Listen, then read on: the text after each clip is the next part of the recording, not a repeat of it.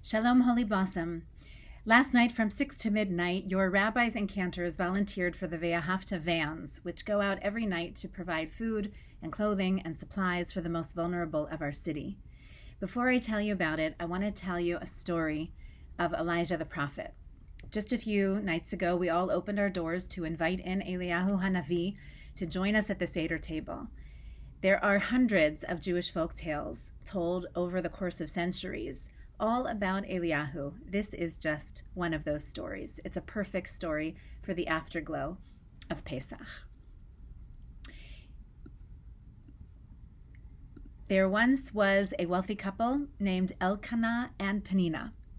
They were generous to the poor, and their large house was always open to strangers.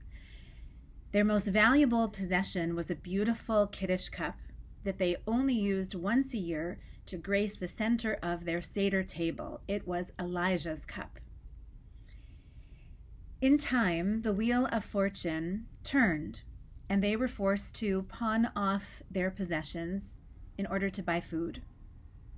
All that remained to them was Eliyahu's cup. And Elkanah and Penina agreed that they would never sell it, no matter how desperate their circumstances became. So one year as Pesach approached, they discovered that they didn't have enough money to buy the necessary foods and wine for the Seder. "My dear Penina," Elkanah said with a heavy heart, "I'm afraid I have no choice but to sell Eliyahu's cup." "Never," said Penina. And nothing Elkanah could say would change her mind. So on the day before Pesach, Elkanah was feeling so heavy-hearted that he went to the house of study to lift his spirits with a little Torah learning. And while he was gone, there was a knock at the door. Penina opened it to find an elderly man in tattered clothing standing before her. He said, "I'm a stranger in this town. May I join you for the Seder tonight?" "I'm afraid we have no money for Seder this year," said Penina sadly. Then the stranger reached into his pocket and pulled out a heavy purse of coins and said, "Take this money and buy what you need to make the Seder, and I'll return later this evening to join you."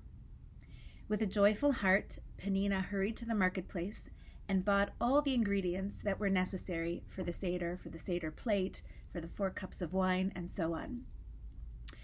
When she came home, Elkanah joined her, and they quickly cooked and cleaned and set the table and put right at the center the cup for Eliyahu, the kos shel Eliyahu.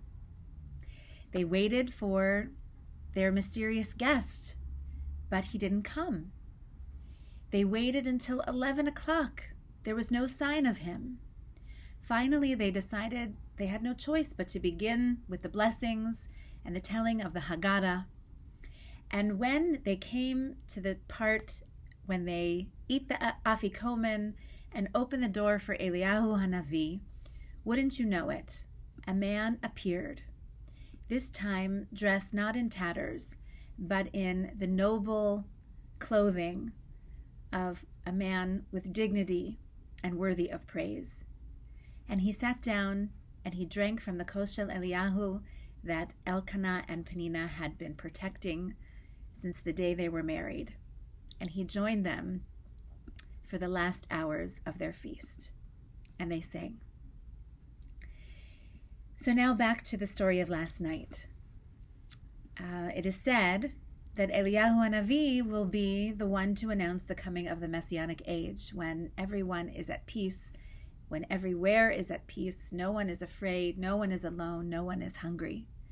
And Eliyahu wanders from town to town, from neighborhood to neighborhood in the guise of a poor person to test our responses, to see if humanity is ready to bring that time of peace. Last night was very rewarding. The Ve'ahavta professional staff makes it really easy to volunteer. And the people that we met in the shelters and on the streets and under the bridges, they were kind, they were patient, they were grateful.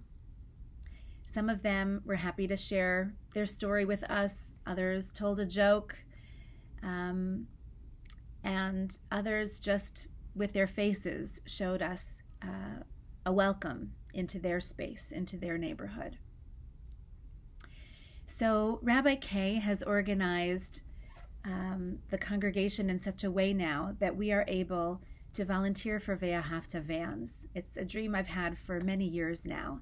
Every other Thursday night is Holy Blossom night at Ve'ahavta.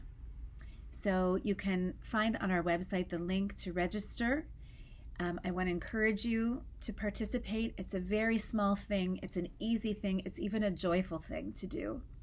And you can do it with members of your family. You can volunteer a circle of friends or neighbors, maybe a chavurah that you are a part of here at Holy Blossom. I believe you need to be 14 or older to volunteer independently, but even our B'nai Mitzvah students are most welcome so long as they're accompanied by an adult.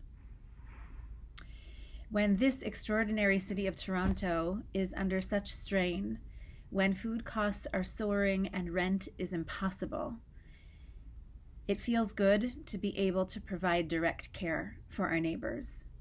So I hope you'll participate in this mitzvah. And who knows, maybe one of those people you'll meet just might be Eliyahu Hanavi in disguise, watching to see how we treat one another and how we treat the vulnerable among us. Eliyahu is just hoping that we will take up one more mitzvah to build a better future, a better world.